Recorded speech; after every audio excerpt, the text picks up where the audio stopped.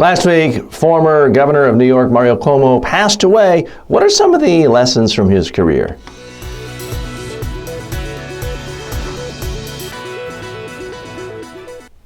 I couldn't help but note in the New York Times coverage of Mario Cuomo's passing, they talked about the time in 1982 when he ran for governor the first time against Ed Koch. Ed Koch was the prohibitive favorite as soon as he announced. The well-known mayor of New York City, which is the biggest block of votes in an election in New York State. Mario Cuomo he'd beaten in 1977, so a lot of people thought Ed Koch was just going to take that race and run with it. And then here's what happened. Ed Koch gave an interview with Playboy in which he said that the suburbs were sterile. That was the word, sterile. And he said that living in a, quote, small town like Albany would frankly be boring. And his campaign never recovered because people in the so-called sterile suburbs resented that. They hated that. They felt it was condescending. And basically, Koch lost all of his support. And Mario Cuomo went on to win that election and two subsequent elections and to a very impressive political career. So to me, it's fascinating because I remember it at the time. I was a political junkie back then in college.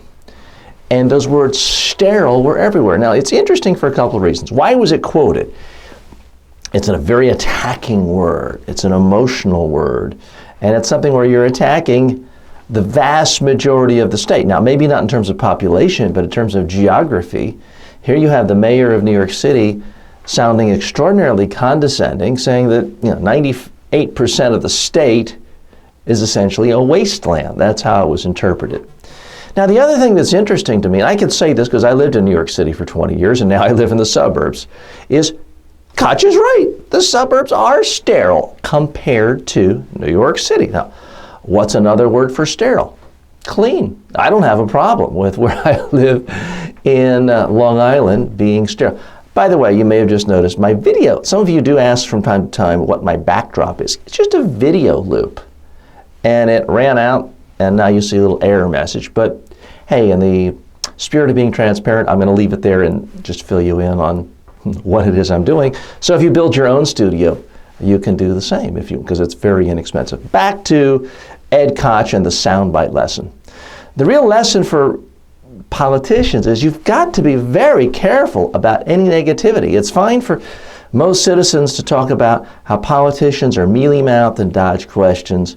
But the problem is when a politician does say something honest and truthful and somebody's feelings hurt, it can destroy their careers. Mayor Koch never again entered that plane in the political sphere of being seen of as a national candidate or even a statewide candidate. It ruined his chances, that one word, sterile.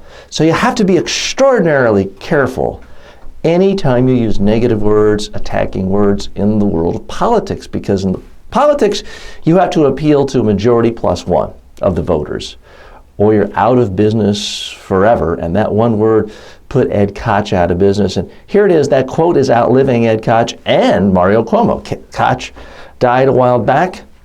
Mario Cuomo's now dead, and people are still talking about that soundbite. That's why it's so crucial.